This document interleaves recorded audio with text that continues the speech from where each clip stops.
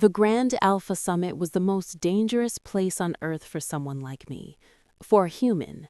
My name is Ilara, and I was just a temp worker, hired to blend into the wallpaper and serve champagne to creatures who could snap my spine with a twitch of their finger. The air itself felt heavy, thick with the scent of pine, aggression, and a power so potent it made my teeth ache. I moved through the glittering crowd like a ghost, tray held high, eyes permanently downcast. Everyone knew the rule, the absolute law. You never, ever look the Alpha King in the eye. King Kale, they called him the Frost King, the Shadow Wolf. His reign was built on legends of frozen battlefields and enemies who simply vanished. He was a monument of silent, terrifying power in a tailored black suit, currently holding court across the ballroom.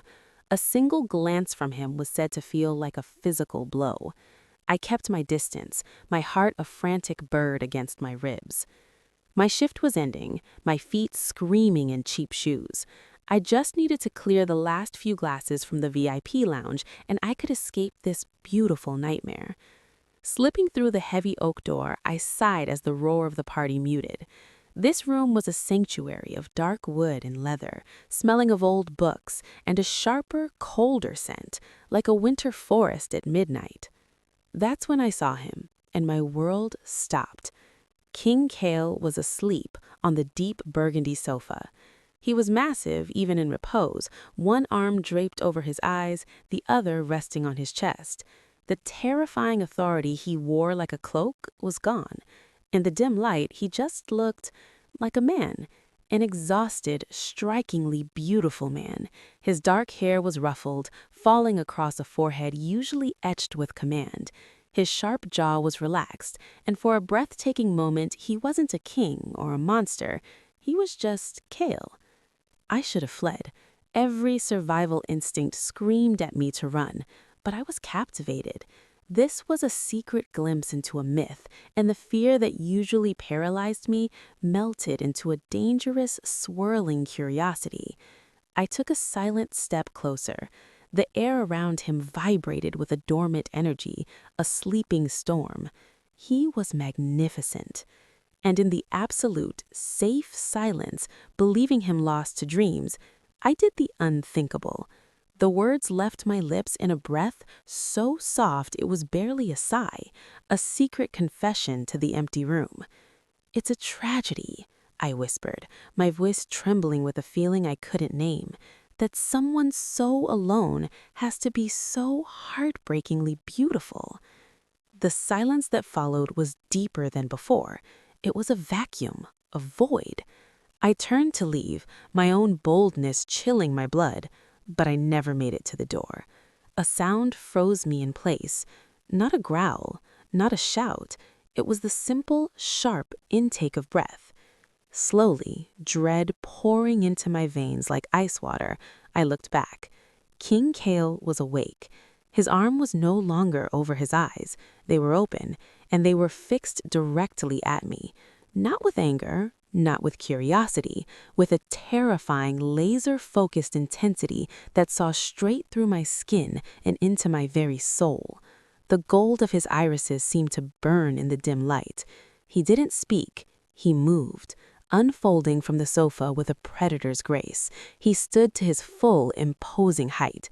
He didn't look at the door. He looked only at me as he walked past, his shoulder brushing mine. He went straight to the mahogany door I'd used. Click. The sound of the lock turning was the loudest thing I had ever heard. It was the sound of a cage door slamming shut. He turned then, the master of the room, the captor of his prey. He leaned back against the locked door, blocking the only exit. His gaze never wavered. "What?" he said, and his voice was a low, rough caress that scraped against my nerves. "Did you just say?" I couldn't breathe. I couldn't speak. I shook my head, tears of pure terror pricking my eyes. He pushed off the door and took one step toward me, then another. The room seemed to shrink, the walls closing in until there was only him. He stopped just an inch away, his heat radiating against me, his scent of frost and cedar overwhelming. "Now," he murmured, his breath ghosting over my lips, more threatening than any roar, "the truth." The fight left me in a rush. The terror was still there, coiling in my stomach, but beneath it a strange defiance sparked. He wanted the truth, he could have it. Let him hear the foolish, sentimental words of a human and mock me for them. It would be better than this terrifying, silent scrutiny. I swallowed, forcing my voice to work. It came out soft, trembling, but clear. I said, "It's a tragedy that someone so alone has to be so heartbreakingly beautiful." The moments the last word left my lips, the air in the room changed. The static charge intensified, crackling along my skin. King Kale's eyes widened, the gold flickering with an inner fire. His breath caught, and for a second he looked like shattered, as if my words hadn't mocked him, but had struck a vulnerable target he didn't know he had. Then, the shattered look vanished, replaced with something primal and all-consuming. He released my chin, but only to bring both hands up to frame my face. His touch was startlingly gentle, yet I felt utterly, completely trapped. It wasn't "Alone," a question. he repeated, He leaned the word in, his thick. forehead "You nearly see that?" touching mine, and inhaled deeply. A shiver racked his powerful frame. "And you smell like sunlight on the first day of spring after a long winter, like hope." This was not the reaction I had braced for. This was infinitely more dangerous. He wasn't angry, he was captivated. A frantic pounding suddenly erupted on the other side of the locked door. "Your Majesty!" a man's voice called, muffled but urgent. "We sense a distress. Is everything secure?" King Kael didn't even glance at the door. His eyes held mine, a silent conversation happening in the space between our breaths. The pounding grew more insistent. He turned his head a fraction toward the noise and let out a sound. It was a low, warning growl that resonated in my bones, a sound of pure, possessive threat. The pounding ceased immediately. Absolute silence from the hallway. He looked back at me, and in his eyes, I saw a decision had been made, a terrifying, irrevocable decision. "You are coming with me," he stated, his voice leaving no room for argument. He shrugged out of his impeccably tailored suit jacket and draped it over my shoulders before I could protest. It was overwhelmingly large, swallowing me whole, still warm from his body and saturated with his scent. It felt like being wrapped in a flag of ownership. "What? No, I can't. My job, my life." "That life is over," he said, his tone final. He took my hand, his fingers lacing through mine with a shocking possessiveness. "And as of the moment you spoke those words, Alara, your life became mine." With his free hand, he unlocked the door and pulled it open. The hallway was packed with his guards and several shocked high-ranking alphas from the summit. All eyes flew to our joined hands, to his jacket around my shoulders, to my terrified human face. The silence was deafening. King Kael didn't acknowledge any of them. He simply pulled me forward into the gauntlet of their stairs. "Clear a path to the roof. My jet leaves in 20 minutes. We are returning to the Frostfall Kingdom." He didn't ask. He declared. And as he led me away, a captured secret in a king's jacket, I knew one thing with crystalline certainty. I had whispered to a sleeping wolf, and now I was forever caught in his grasp. The flight to the Frostfall Kingdom was a blur of noise and numbness. The private jet was a capsule of silent luxury, but it felt like a prison transport. King Kael, sat across the aisle from me, watching with an unnerving, unblinking focus. He had not spoken since issuing orders on the tarmac. He just observed. I kept his jacket pulled tightly around me, a barrier against the chill of the altitude and the intensity of his gaze. My mind raced in frantic, useless circles. What was happening? Why me? Was this some cruel punishment for my insolence, or something else I couldn't even comprehend? "You're afraid," he said suddenly, his voice breaking the long silence. It wasn't an accusation. It was a simple, factual observation. I met his eyes, a spark of my earlier defiance flickering. You kidnapped me. Yes, I'm afraid. A faint, almost imperceptible frown touched his lips. You did not kidnap me. I claimed you. That's worse! The words burst out of me, fueled by fear and confusion. You can't just claim a person. I'm a human, not a piece of territory. He leaned forward, resting his elbows on his knees. You are my mate. The word hung in the air, nonsensical and heavy. What? You're what? My mate, he repeated, as if explaining that the sky was blue. The bond snapped into place the moment I heard your voice, heard the truth in your words. My wolf recognized yours. I shook my head, a hysterical laugh bubbling in my chest. I don't have a wolf. I'm human. You're mistaken. This is a mistake. Please, you have to turn this plane around. There is no mistake, Alara, he said, and his voice held a bedrock of certainty that chilled me to the core. You may not shift, but the spirit is there. I can feel it, a gentle, stubborn light, and it calls to the darkness in me. He looked away, out the window at the blanket of clouds. For decades, my wolf has been silent, a tool for war, for dominance. It felt nothing, until you. His confession was stark, devoid of sentimentality, yet it held a profound loneliness that echoed my own whispered words back to me. Someone so alone.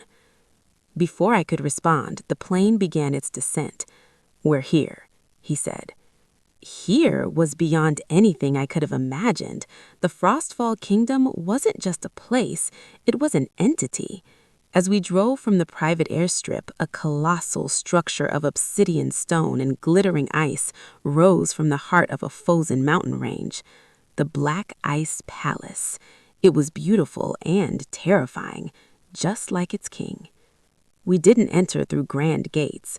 Kyle guided us through a secluded side entrance, up a spiraling stone staircase that left me breathless, and into a suite that took my breath away for a different reason. It was vast, with a vaulted ceiling and a wall of arched windows overlooking the jagged, snow-capped peaks. A fire roared in a hearth big enough to stand in. The furnishings were rich, luxurious, furs, silks, dark wood. It was a room fit for a queen. It felt like a beautifully decorated cell. Kyle stopped in the center of the room. These are my chambers. You will stay here for your safety. My safety? I echoed, wrapping my arms around me. The pack will be curious. Some will not understand my choice. Until I establish your position, it is safer for you here. He walked to a heavy door beside the fireplace and opened it, revealing a walk-in wardrobe. Inside, I saw clothes, gorgeous dresses, warm sweaters, all in my size. These are for you. Rest. I will have food sent. He moved toward the main door, then paused, his hand on the handle. He didn't look back. The door will be locked from the outside, Alara, to keep the wolves out. Then he left. The lock clicked with a dreadful, familiar finality. I stood alone in the staggering luxury, the weight of his jacket still on my shoulders, the scent of frost and cedar now feeling less like a possession and more like the only familiar thing in a frozen foreign world.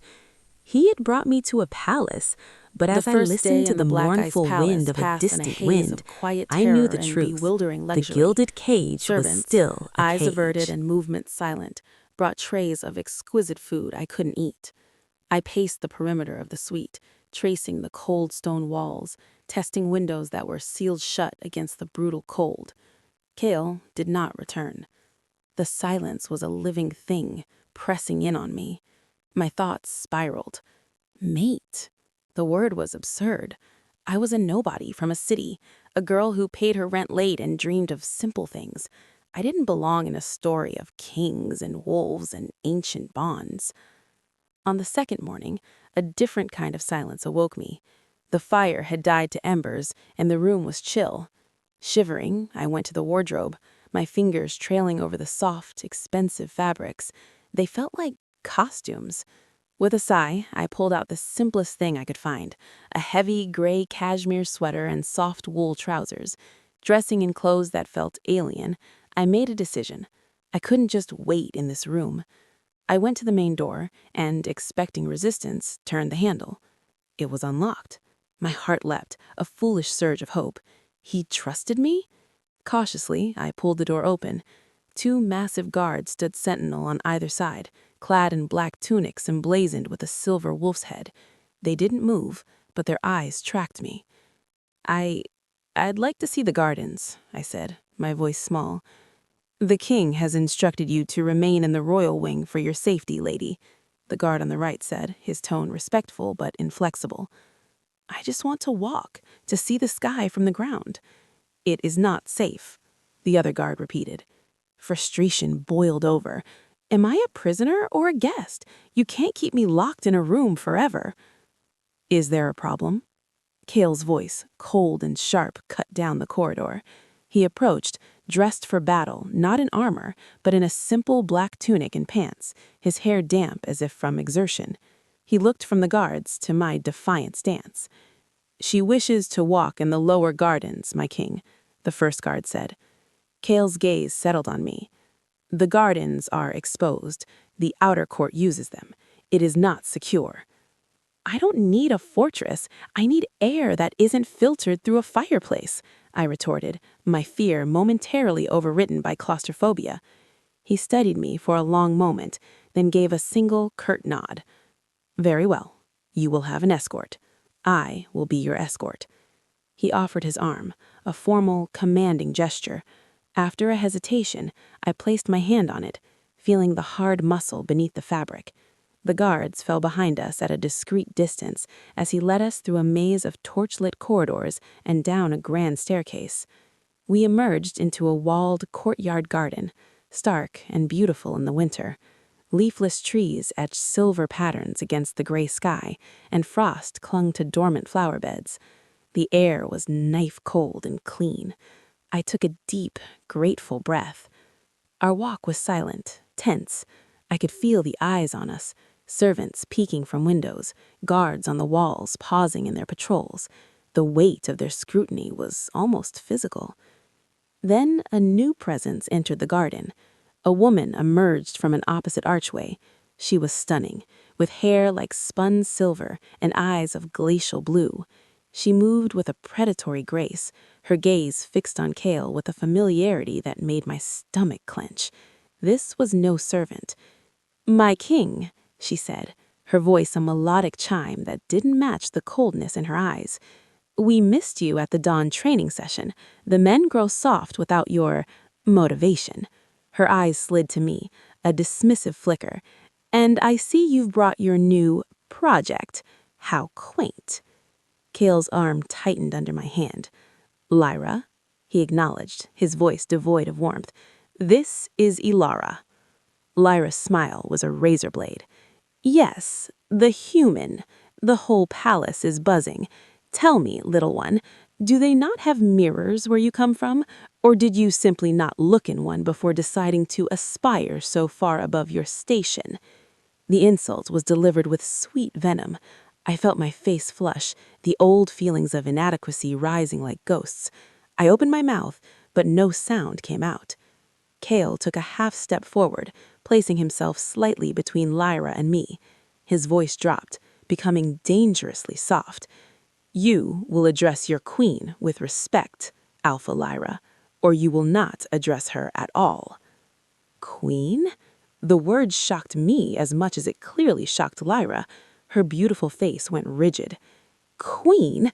spat the pretense of civility vanishing.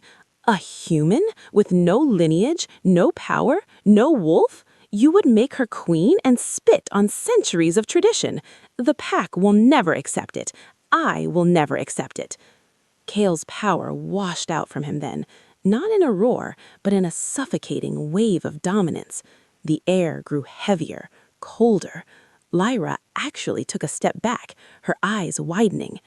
"The pack," Cale said, each word an icy decree, will follow the will of their king, and my will is her.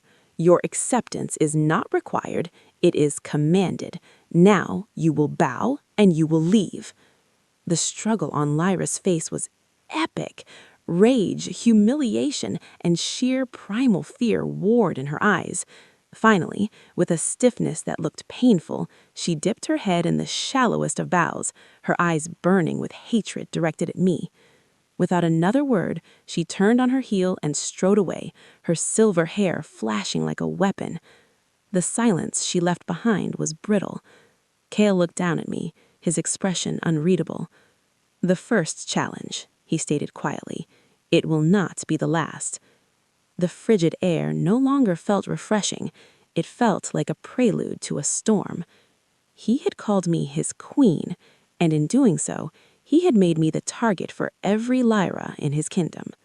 The confrontation with Lyra left a chill in my bones that the palace fires couldn't warm. Queen. The title was a crown of thorns, a target painted on my back. Cale's defense had been absolute, but it felt less like protection and more like a declaration of war, on my behalf. He was absent again, dealing with the repercussions, I assumed. The locked door policy resumed, but the cage now felt different. It wasn't just to keep me in. The threat of Lyra and those who thought like her made the walls seem, for the first time, like they might also be keeping something out. That night, I was jolted awake not by a sound, but by a feeling. A deep, resonant wrongness. The fire had guttered low, casting long, dancing shadows. The room was icy. I sat up, pulling the furs around me, my breath pluming in the air. Then I saw it. A shadow by the wardrobe that was too deep, too solid. It didn't move like a shadow cast by flame. It detached from the wall, a patch of deeper darkness in the night. My heart seized. I opened my mouth to scream, but no sound emerged, fear clamping my throat shut. The shadow moved forward, silent as smoke. It resolved into the shape of a man, but one that seemed woven from midnight and mist. He was tall, slender, with features that were sharp and pale. His eyes reflected the dying embers, not with gold, but with a cold, flat silver. "Hello, little queen," he whispered. His voice was like wind through dry leaves, scratching at my mind. "Does the gilded cage keep you warm?" "Who are you?" I forced out, scrambling back against the headboard. "How did you get in here?" "The walls have ears and eyes, and ways in for those who know how to listen to the stone," he murmured, gliding closer. He didn't seem to walk, he flowed. "I am Soren. I serve the true interests of the Frostfall Kingdom, interests that are not served by a human on the throne." He was upon me in an instant, a cold radiating from him that had nothing to do with winter. He leaned down, his silver eyes boring into mine. "You are a crack in his armor, a delightful, fragile weakness.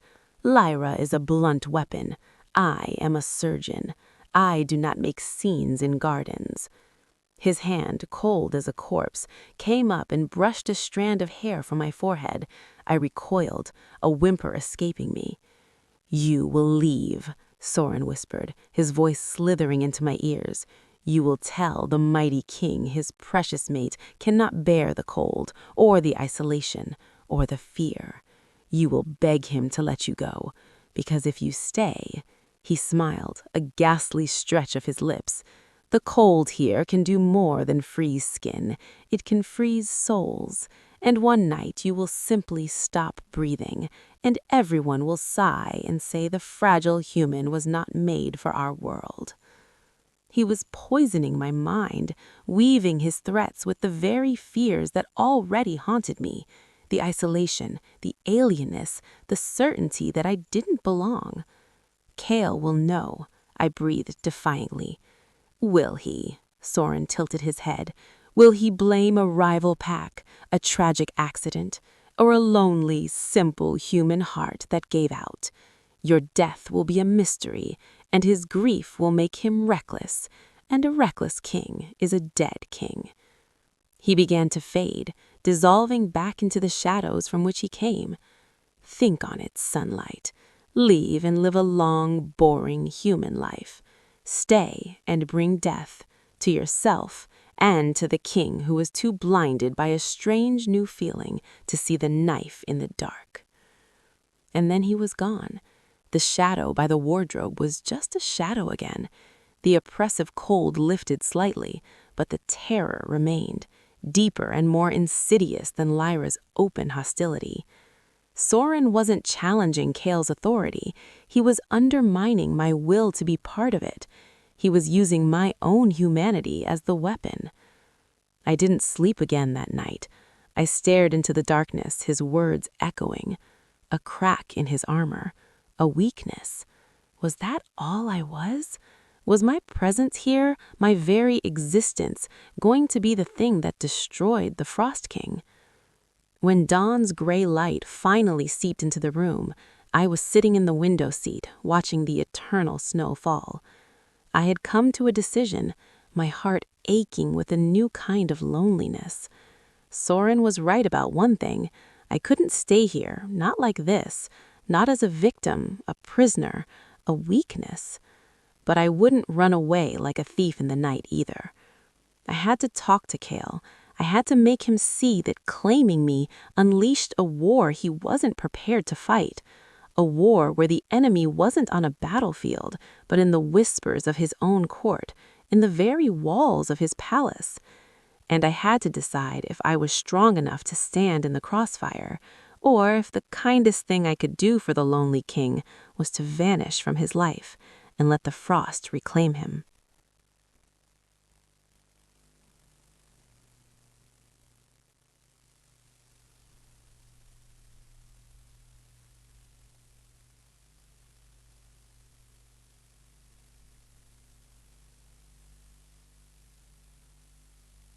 And saw not a king, but a lonely man. You spoke a truth no one has ever dared to see. You awakened something in me that I thought was dead. That does not make me weak. It makes me alive, and I will burn this entire kingdom to the ground before I let their fear and politics take that from me. His confession, so fierce and absolute, stole the breath from my lungs. The raw vulnerability beneath the kingly rage was more disarming than any threat. "But what am I supposed to do?" I whispered, the fight draining out of me, replaced by a weary helplessness. I can't fight them. I can't even leave this room without guards. He released my face, his jaw working. He turned and picked up the wooden box he had brought. He opened it. Inside, on a bed of black velvet, lay a necklace. It was a simple, stunning piece, a single teardrop of polished moonstone, pale and luminous, hanging from a delicate silver chain. "This belonged to my mother," he said, his voice softer now. "It is called Winter's Heart. It is more than jewelry. It is a talisman imbued with protective magic from the first luna of frostfall. It cannot stop a blade, but it can shield the wearer from magical coercion, from psychic attacks, from the whispered poisons of creatures like Soren." He lifted it from the box. "It will not make you a wolf. It will not give you armies, but it will protect your mind, your spirit. It is a piece of this kingdom's soul, and I want you to have it." He moved behind me, his fingers brushing my neck as he fastened the clasp. The moonstone settled cool against my skin, and a faint, soothing warmth seemed to pulse from it, a gentle barrier between me and the world. "This is not a solution," he said, coming to stand before me again. "It is a tool. The solution we will find together, but you will not face the ghosts in the walls alone, not ever again." I touched the smooth stone at my throat. It felt like an anchor. It felt like a promise. He was not sending me away. He was arming me for the storm. The realization was terrifying, and for the first time, it sparked a tiny, defiant flame of courage. Maybe I didn't have to be a weakness. Maybe, just maybe, I could learn to be something else. Wearing Winter's heart changed something subtle within me. The constant background hum of anxiety that the palace's oppressive power induced lessened. The shadows in the corner of my room seemed just shadows again. It was as if the necklace gave me a small, personal space of calm. It also seemed to signal a shift in Kale's strategy. The next day, he did not come to me with guards or gifts. He came with a request. Walk with me. There is something you need to see. This time, our walk was not in the contested gardens. He led me deep into the heart of the Black Bice Palace, down staircases that spiraled into the mountain itself. The air grew colder, damper, smelling of ancient stone and secrets. We arrived at a pair of enormous rune-carved doors. With a heave, Kale pushed one open. It was a library, but not like any I could have imagined. It was a cavernous hall, its ceiling lost in darkness. Shelves of dark wood rose like cliffs, crammed with scrolls, books, and strange artifacts. The only light came from faint glowing crystals embedded in the shelves and a massive dormant crystal sphere in the room's center. "This is the Chronicle Hall," Kale said, his voice echoing softly. "The history of Frostfall, not the polished tales for treaties, but the true record, the victories, the shames, the sacrifices." He led me to a specific section, pulling a heavy leather-bound tome from a shelf. He opened it to an illuminated page. It depicted a fierce-looking king with dark hair and golden eyes, standing beside a woman with gentle features and, I leaned closer, silver eyes that swirled with light. She wore a moonstone necklace. "My ancestors," Kale said, his finger tracing the painting. "King Vor and Luna Ilara." "Ilara?" My breath caught. "A spirit wolf," he nodded, "the first of her kind recorded here. Her power was not of tooth and claw, but of soul and sight. She could calm raging hearts, see truth in lies, and her connection to the land was so profound that she could make the eternal frosts bloom for a single day each year." He looked at me. The line of spirit wolves was thought extinct for generations. Their power is subtle, easily suppressed by doubt or fear. It often sleeps, appearing as mere human sensitivity, until a great catalyst awakens it. He closed the book and turned to me fully. "You asked what you are supposed to do. You cannot fight like Lyra. You should not have to skulk in shadows like Soren. But you can be something they have forgotten. A Luna in the oldest sense, the heart of the pack, the healer of rifts, the seer of paths." I shook my head, overwhelmed. "You think I'm a spirit wolf? That's impossible. I'm just me." "When Soren threatened you," Kale pressed, his gaze intense, "what did you feel, beyond the fear?" I thought back to that creeping cold, the voice like dry leaves. I felt a deep wrongness, a cold that wanted to sink into my bones and stay, and when he touched me, it was like a stain. You felt his intention, his corrupted energy. A normal human would have felt only cold and fear. You perceived the poison within it. He gestured to the moonstone at my throat. "This talisman reacts to the wearer's own spirit. On my mother, it was a soft glow.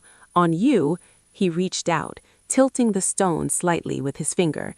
In the dim light, I saw it, a faint swirling luminescence within the stone, like captured mist. "It is already responding to you." A mix of awe and terror swept through me. Was he right? Were the feelings I dismissed my whole life, the deep empathy, the way I could always sense a room's mood, the vivid dreams, were they not weaknesses, but the echoes of a forgotten legacy? "History is not just a record of the past, Ilara," Kale said, his voice low and earnest. "The Frostfall Kingdom is fracturing, not from outside enemies, but from inside. Greed, ambition, old hatreds. They see a human and think weakness. They have forgotten the strength of a true Luna, a strength that builds rather than breaks. He placed the heavy history book in my hands. Your first task is not to rule them, it is to understand them, their past, their failures, their hidden shames. Knowledge is a different kind of power, and it is one you can claim. I looked down at the book, its weight symbolic and real. He wasn't giving me a sword, he was giving me a key. The path he offered was immensely difficult, shrouded in legend and doubt, but it was a path forward. It was purpose. For the first time since he locked that door in the VIP lounge, I didn't feel like a captive or a victim. I felt like a student on the threshold of a terrifying, vital discovery.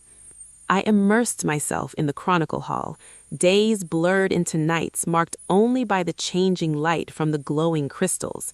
I read of wars and alliances, of betrayals and great loves.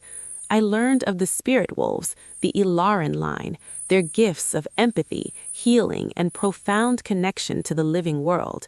The more I read, the more a strange sense of kinship, of recognition stirred in my soul. The moonstone at my throat grew warmer during these studies, its inner light a gentle, constant pulse. Kale visited often, a silent, solid presence. He would answer my questions with a historian's precision, but I began to see the weight of the history in his eyes. These weren't just stories to him, they were the ghosts he ruled alongside. My secluded education was shattered one afternoon by a commotion echoing up from the lower courtyards. Shouts, the clash of metal, and a wave of chaotic, aggressive energy that prickled against my senses, even through stone walls. The feeling was sharp, jagged, different from Soren's insidious chill. This was hot, blunt conflict. I found Kale already striding down the main corridor, his face a mask of cold fury. Ronan, his beta, fell into step beside him, speaking rapidly. Training dispute between Lyra's cohort and the Eastern Border Guards, my king. Insults were traded. It has escalated to a formal challenge circle. Blood has been drawn. Idiots, Kale snarled. With the Western Alliance envoy due tomorrow, they would show division now? He noticed me following, my face pale. He paused. Return to your chambers, Alara. This is not for you to see. But the lessons of the Chronicles echoed in my mind. Aluna's role was to be the heart, to heal rifts, to stand beside the king, not hide from conflict. The moonstone felt warm, an insistent pressure against my skin. No, I said, the words surprising both him and me. If I am to understand this pack, I need to see it, all of it, the good and this. He searched my face, saw the resolve there, and gave a tight, reluctant nod. Stay behind Ronan. Do not speak. Do not enter the circle. The training grounds were a scene of controlled chaos. Two large male wolves in human form circled each other in a ring of packed earth, both bleeding from cuts, their eyes glowing with battle fury. Surrounding them, warriors were divided, shouting encouragement or threats, the lines clearly drawn between Lyra's faction and the others. The air was thick with the scent of sweat, blood, and barely restrained violence. Lyra stood at the forefront of her group, a smug, satisfied expression on her face. She met my eyes across the crowd, and her smirk deepened. See, it seemed to say, this is the world you think you can queen over. Kale's arrival cut through the noise like a blade. Silence fell, heavy and immediate. The two combatants froze, dropping their eyes. Explain, Kale commanded, his voice dripping with icy displeasure. The accusations flew, a perceived slight, a questioned honor, a challenge to authority. It was petty, rooted in old rivalries Lyra had clearly stirred. This was no accident. It was a demonstration, a flex of her influence, a challenge to Kale's control on the eve of an important diplomatic visit. Kale listened, his expression growing colder with each word. I could feel his anger, a blizzard held in check. He would punish them. He would assert his dominance. It would quell this fight, but it would deepen the resentment, widen the crack Soren had spoken of. The warmth of the moonstone became a beat, a rhythm matching my own quickening heart. The words of the chronicles whispered to me, "A Luna sees the wound beneath the blood." I looked past the angry men, past Lyra's triumphant gaze. I looked at the faces of the pack in the crowd. I saw not just aggression, but anxiety, fear of the king's wrath, uncertainty about the future, a deep, unspoken worry that the pack was tearing itself apart. Before I could second-guess myself, before Kale could pronounce judgment, I stepped out from behind Ronan. A ripple of shock went through the crowd. Kale's head snapped toward me, a warning in his eyes. I ignored it. I walked slowly, deliberately, toward the edge of the challenge circle. All eyes were on me, hundreds of them, filled with shock, curiosity, and hostility. My legs trembled, but the moonstone's warmth steadied me. I didn't look at the fighters. I looked at the older of the two, a grizzled warrior from the east. In his furious eyes, I saw not just anger, but a deep, humiliated pride. My voice, when I spoke, was clear and carried in the silent yard. It was not a shout, it was a statement. "Your son," I said to the eastern warrior, "the one who fell guarding the Silver Pass last winter. He was your pride. His loss is a stone in your heart that every insult grinds against." The warrior's eyes widened, his fury stuttering into shock. How could a human stranger know of his son? I turned to the other fighter, a younger, brash man from Lyra's cohort. "And you fight not for an insult, but for the approval of a commander you fear sees you as replaceable. You bleed to prove you belong." The young man paled, taking an involuntary step back. I finally turned my gaze to the crowd, my silver-tinged eyes, a change I hadn't even noticed, sweeping over them. "This is what your enemies wish to see. Not strong wolves, but divided ones, biting each other while the true wolves circle outside the gates. You honor your fallen with strife? You secure your place with the blood of your pack brother?" I took a final step, standing between the two bloodied men. I placed my hand on my moonstone. The strength of Frostfall has never been in its individual claws, but in the unbreakable bond of its pack. Remember that, or the coming frost will not be the one outside your walls. I turned and walked back to a silent, stunned crowd.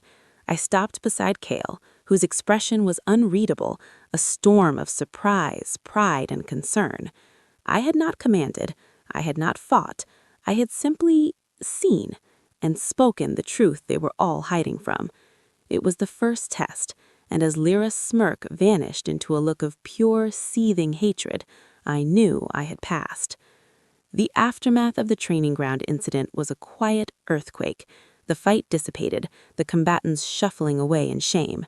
The pack looked at me differently, not with acceptance, but with a wary, bewildered respect. The human had seen into hearts they kept shielded. It was unsettling. Kale was silent as we walked back inside. Only when we were in the privacy of his war room did he speak. "What you did was dangerous," he said, pouring 2 cups of water. "And exceptional. How did you know about the warrior son? That is not in the chronicles." I accepted the cup. My hand steady now, the adrenaline was fading. "I didn't know. I felt it. When I looked at him, past the anger, there was just this profound grief tied to a younger face. The words just came. I touched the moonstone. It was like the stone amplified something, a connection." He nodded slowly. "The envoy from the Western Alliance arrives tonight. They are pragmatic people, traitors. They value stability above all. Lyra's little display was timed to make us look unstable, to weaken our position in negotiations."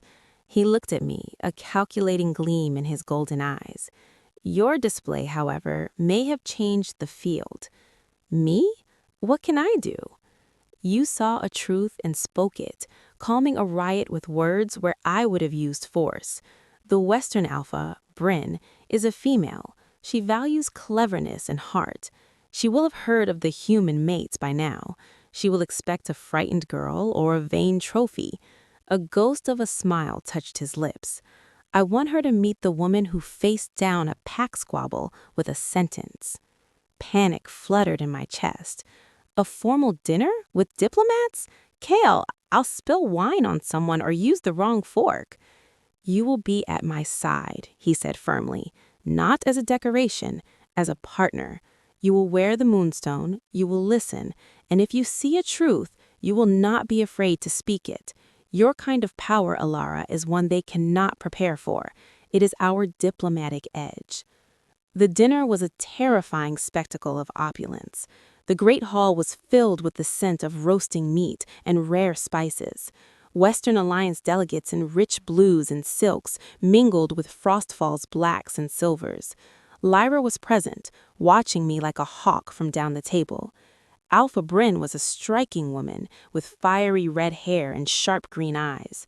Her gaze was intelligent, missing nothing. When introduced, she took my hand, her grip firm.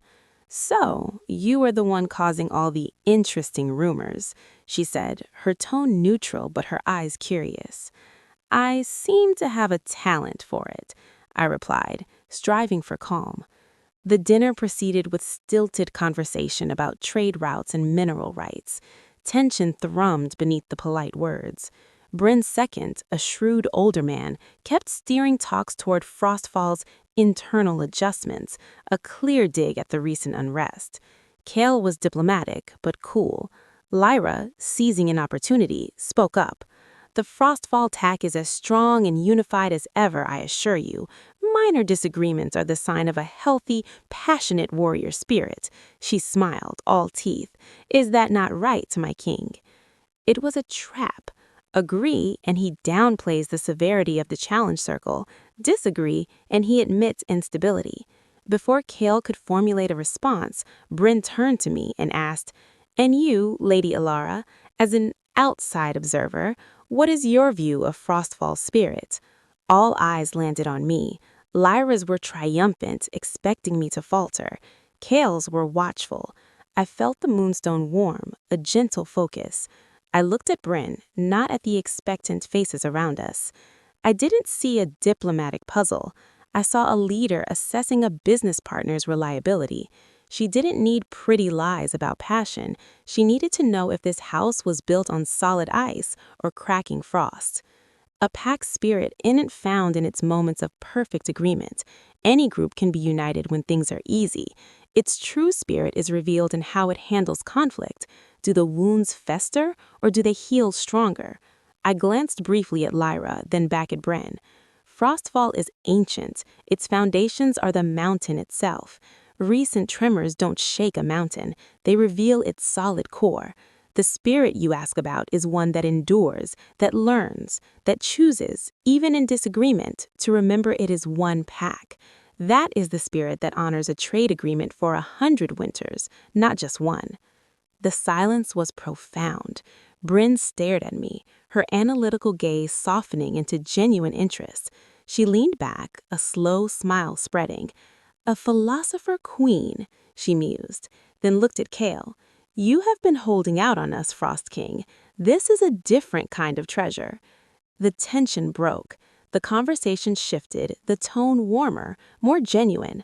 Lyra looked furious, her ploy having spectacularly backfired. Instead of revealing weakness, I had reframed strength in a way that resonated deeply with the pragmatic Western alpha. Later, as the delegates retired, Bryn took my hand again. "You see clearly, child. That is a rare gift. Do not let the wolves with louder growls make you doubt it." She nodded to my necklace. "Winter's heart glows for you. It did not even glow for his mother. Remember that." As I stood beside Kale, watching the delegates leave, I felt a new kind of strength.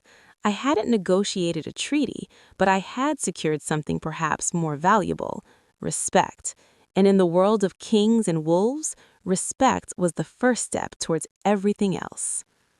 The success with the Western Alliance was a sweet, fleeting victory. The palace for a few days seemed to hold its breath. The wary looks from the pack held less hostility and more curiosity. Kale's presence was lighter, the weight on his shoulders fractionally eased. We spent evenings in the Chronicle Hall, him telling stories of his youth, me asking questions about spirit wolf lore. A fragile, tentative companionship was blooming in the frozen soil of our situation, which is why the theft felt like a personal violation. It happens on a night Kale was pulled away to the far northern border on urgent business, a skirmish with some rogue ice creatures. Ronan assured me the palace was secure. For the first time, I felt safe enough to dismiss the guards from inside my antechamber, craving true solitude. I awoke at dawn, feeling an immediate, hollow wrongness. My hand flew to my throat. Winter's heart was gone.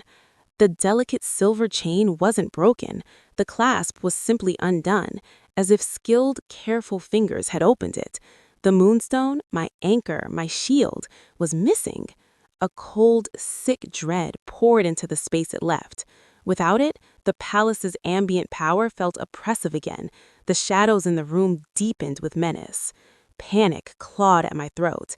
I searched frantically, tearing apart the bedding, scanning the floor, but I knew it had been taken.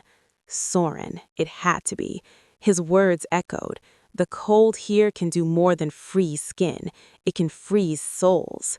He hadn't been able to poison my mind while I wore the talisman, so he stole it. But why? As a trophy? To weaken me? Or was it part of a larger plan? Ronan was horrified, immediately locking down the palace.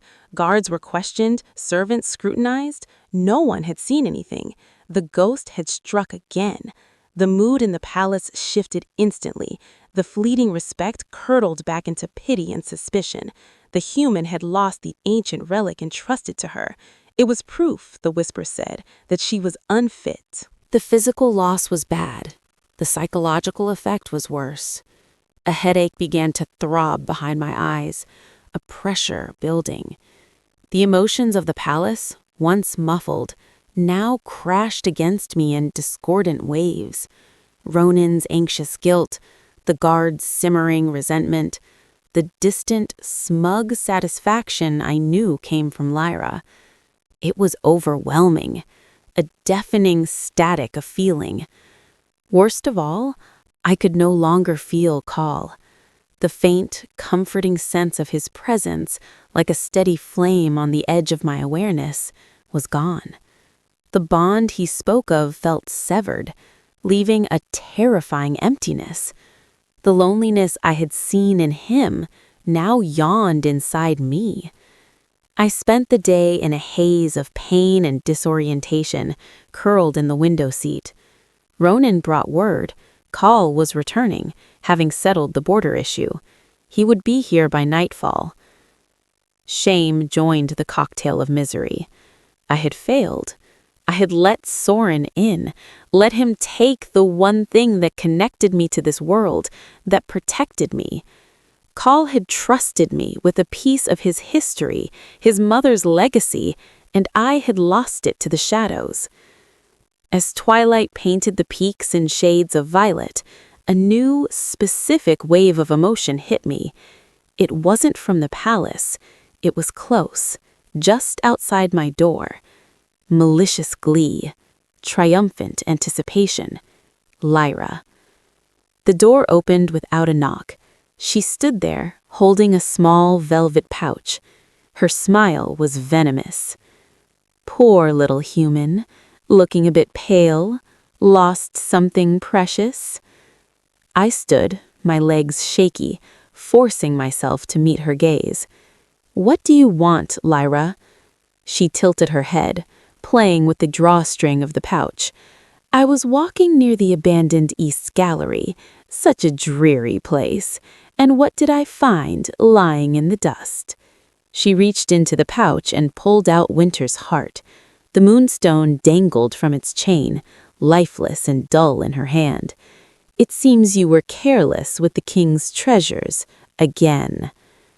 My heart leapt, then sank. This was a setup. Soren stole it, and somehow gave it to Lyra to find. She would return it to Call, the loyal subject who rescued the heirloom from the incompetent human. It would cement my carelessness and her loyalty in one stroke. You didn't find that, I said, my voice weak from the emotional onslaught. Of course I did, she smirked. Who else would have? The king will be so grateful and so disappointed. She tucked the necklace back into the pouch. I'll be sure to give it to him the moment he arrives. I wonder what he'll say to the mate who so easily loses the heart of his kingdom. She turned to leave, her victory palpable. A surge of desperation, of sheer, furious will rose in me. It wasn't driven by the spirit wolf gifts. It was purely, fundamentally me, Ilara, who was tired of being a pawn. He'll say, I called out, my voice stronger, that he wonders why the clasp isn't broken. Lyra paused. If I lost it, the chain would be snapped. It's delicate. If it caught on something and tore away, the clasp would be damaged. I took a step forward, the headache pulsing with my anger. But it's not, is it? It was opened by clever, careful fingers, the kind of fingers that belong to a thief, or the kind that belong to someone who received it from a thief. Lyra's smile froze. She hadn't considered the detail. Give it back to me, Lyra, I said, holding out my hand, though it trembled. She stared at me, the glee in her eyes shifting to calculation, then to a searing hatred. Returning it to me would ruin her plan. Keeping it now was too risky. With a sound of disgust, she threw the velvet pouch at my feet. It's a worthless trinket anyway. It doesn't make you one of us. He will see you for what you are eventually. She stormed out. I snatched up the pouch, my fingers closing around the cool moonstone. The moment the chain was back around my neck, the overwhelming psychic noise dampened to a bearable murmur. The hollow emptiness where I felt Call filled with a faint, returning warmth. He was closer, but the victory was ash in my mouth. Lyra's open hatred was one thing. Soren's theft was another. They were working in tandem now, the blade and the poison. I had my shield back, but the war for my place here, for my very life, had just escalated, and Call was riding home into the heart of it all. Call returned with the winter storm at his back. I felt his presence the moment he crossed the palace threshold, a surge of warmth, a solid, calming force that cut through the lingering anxiety in the air. He came straight to the royal chambers, his boots leaving tracks of melted snow, his cloak dusted with ice. He took one look at me, saw the strain around my eyes, the way my fingers instinctively went to the moonstone at my throat, and his own expression tightened. Ronan gave me a bare report. Tell me everything. I did. The theft, the overwhelming sensory barrage, Lyra's discovery and threat. As I spoke, the storm outside seemed to gather in his eyes. When he finished, he was silent for a long moment, his gaze fixed on the fire. Soren and Lyra, he said, finally, the names a low growl. The names a low growl of fury. A clever alliance of convenience, one to weaken you from within, the other to discredit you before the pack. He turned to me, his golden eyes blazing. But they underestimated you. You saw through Lyra's ploy. You held your ground. They'll try something else, I said, the certainty cold in my gut. Soren got in here once. He can do it again, and Lyra won't stop. No, Call agreed, a plan solidifying in his gaze. They will not, which is why we will not wait for their next move. We will force them to make it, tonight, at the sacred moon ceremony. The full moon ceremony was a sacred pack ritual, a time for reaffirming bonds under the lunar light. All high-ranking members would be in the sacred grove within the palace walls. You will stand beside me as Luna, Call stated. You will wear Winter's heart openly. You will not speak unless moved to. Your very presence, after the rumors they've spread, will be a provocation. It will force their hand. In the sacred space, under the eyes of the pack and the moon, all truths have a way of rising to the surface. It was a risk, a colossal one, using me as bait in the most volatile setting imaginable. But I saw the logic. In the shadows, Soren was invincible. In the open, under ritual law, he was vulnerable. And Lyra's pride would never ignore a direct challenge to her authority. "I'm afraid," I admitted, the truth simple and stark. He crossed the room and took my hands in his. His were warm, calloused, real. I know, so am I, but we face it together. That is what the bond means. That is what being a pack means. Trust your sight, Ilara. Trust what you feel. The moon will reveal what the shadows hide. Hummed with ancient power and tense anticipation. I stood at Kale's right hand, wearing a simple dress of silver-gray wool, the moonstone a stark, luminous white against the dark fabric. I could feel the collective gaze of the pack, curiosity, hostility, hope, skepticism. Lyra stood prominently, her chin high, her eyes glinting with cold fury. Of Soren, there was no sign. The ceremony began with low chants, a thrumming rhythm that vibrated in the earth. Kale spoke of unity, of strength, of the enduring frost.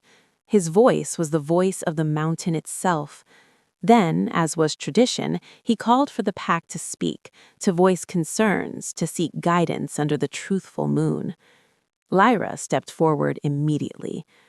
"My king," she said, her voice ringing clear, "we speak of unity, yet division is sown among us.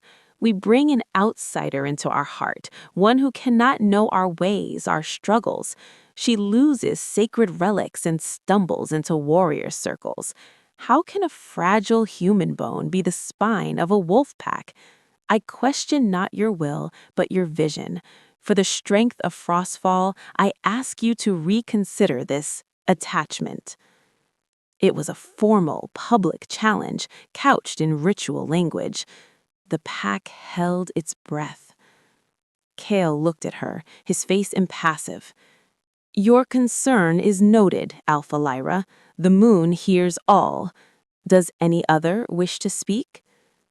I felt it then, a slithering cold, not from the air, but from the mind. A psychic tendril, vile and insidious, slinking toward me from the edge of the grove. It carried whispers of doubt, of inadequacy, images of me failing, of Kale's disappointed face. "You are nothing. You will break him. Leave." Soren. He was here, hidden, using the ritual's amplify energy to attack my mind directly, to make me crumble in front of everyone. The moonstone at my throat grew hot, a protective fire. It shielded me, but the pressure was immense, a vice around my thoughts. I closed my eyes, reaching not for the stone's power, but for my own, for the connection I felt to the pack, to the land, to the man beside me. I thought of the warrior's grief, of Bryn's respect, of the quiet students in the Chronicle Hall. I opened my eyes, my silver-tinged gaze sweeping the crowd, and I spoke. My voice did not shout. It carried on the ritual's energy, clear and certain. "The moon reveals truth," I said, and all eyes snapped to me. I wasn't looking at Lyra. I was looking at a seemingly empty space between two gnarled trees at the edge of the grove. "You question my strength, Lyra? You who conspire with a ghost. You who take stolen tokens and call them found. The moon sees your alliance. It feels his poison in the air right now." Gasps rippled through the pack. Lyra's face went white with rage. "You dare?" "Soren!" Kale's voice was a thunderclap of command, layered with alpha power so potent it shook the ice from the trees. "Show yourself. The ritual circle compels you." For a moment, nothing. Then the shadows between the trees writhed and coalesced. Soren stepped into the moonlight, his pale face stark, his silver eyes wide with shock and fury. The ritual magic had unmasked him, forced into visibility by the combined will of the Alpha and the focusing power of the Luna under the full moon. "A shadow in the light," Kale boomed, advancing. "A whisper given form. You trespassed in the Lunish chambers. You stole a sacred talisman. You poisoned the pack's mind with fear. Do you deny it?" Trapped, exposed, Soren's composure shattered. His gaze darted to Lyra, a desperate, accusing look. "She wanted the human gone. She provided the access. I only offered the means." Lyra snarled, betrayal and panic flashing across her face. "You lying specter, you approached me." Their alliance, built on ambition and malice, crumbled into mutual accusation before the entire pack. The truth was laid bare under the brilliant, unforgiving moon. Kale looked from one to the other, his judgment final. "Lyra, you are stripped of rank and title. You will be exiled to the Southern Wastes for 10 years. Soren, for crimes of psychic assault, theft, and treason, you are sentenced to the silent cells where your whispers will be heard by no one." Guards moved in.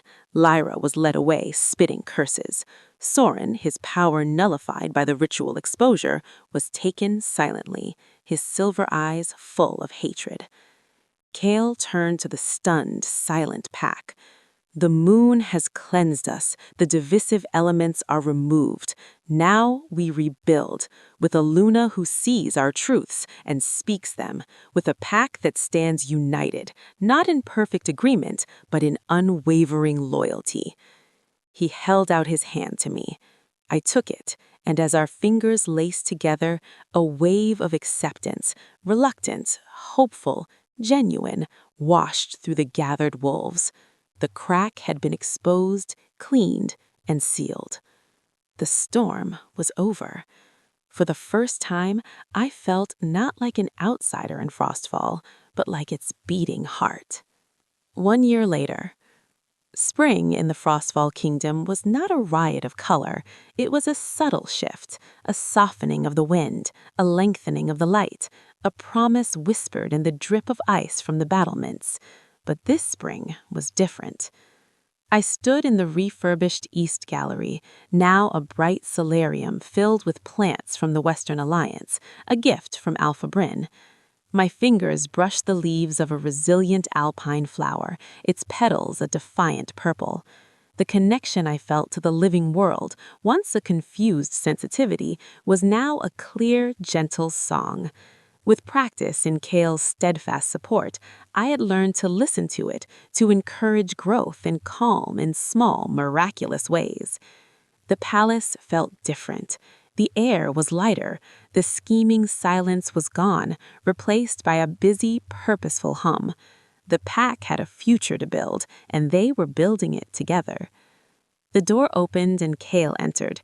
He no longer wore the permanent mantle of grim duty. His smiles came easier. His eyes held a warmth that matched the new season. In his arms, he carried a wriggling bundle wrapped in white fur. "He was asking for you," Kale said, a softness in his voice I still marveled at. I took our son, Kalen, into my arms. He had a shock of dark hair like his father, but when his eyes, a unique swirling mix of gold and silver, opened and blinked up at me, my heart swelled as it did every single time. He was the living symbol of our bond, of 2 worlds and 2 legacies united.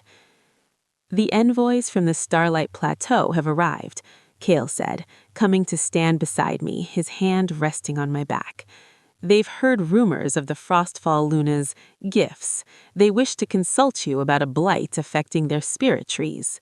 A year ago, such a request would have paralyzed me with fear. Now I felt a flutter of nerves, yes, but beneath it a steady pulse of purpose. This was my role, not to wage war, but to heal, to see, to connect. "I'll meet with them after his nap," I said, nodding down at Kalen, whose eyes were already drifting shut.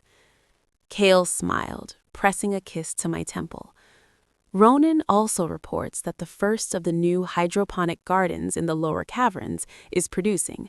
The pack will have fresh greens year-round thanks to your designs. It was a small thing, but it filled me with pride. Using my understanding of connection and growth, combined with the engineer's knowledge, we were making the kingdom stronger, more self-sufficient, a Luna's duty. Later, as the afternoon sun slanted through the solarium windows, I walked with Kale in the sacred grove. It was no longer a place of tension and confrontation, but of peace. The ice on the trees glittered, melting slowly, nourishing the earth below. At the very center of the grove, where the moonlight had been brightest the night of the unmasking, a single, impossible thing had happened. A small, resilient plant had pushed through the frozen ground. And today, as we watched, the tight bud at its tip began to unfurl. Petals, as white as the heart of a snowflake, edged with the palest silver, opened to the sun. It was the first true spontaneous bloom in the Frostfall Grove in living memory. I felt it happen, a joyful pulse through the connection I shared with the land, a sigh of release, of ancient magic waking from a long sleep. Tears pricked my eyes. Kale looked from the flower to my face, his own expression one of awe. He didn't speak. He simply took my hand and brought it to his lips, his kiss a silent vow. This was our happy ending. Not an ending at all, but a beautiful, fragile beginning. The lonely king and the invisible girl were gone. In their place stood a king and his Luna, partners bound by truth and tempered by trial. The kingdom was healing, its heart no longer frozen but beating with new, steady life. Our son would grow up in a pack united. He would inherit a legacy not just of winter's strength, but of spring's promise. He would know a father who could love, and a mother who could see, and a land that could, against all odds, bloom. As the first silver-edged flower held the sun's light, I leaned into Kale's side, Kalen sleeping peacefully against my chest. The future was no longer a frightening blank page of ice. It was a garden waiting to be grown, and together we would tend it.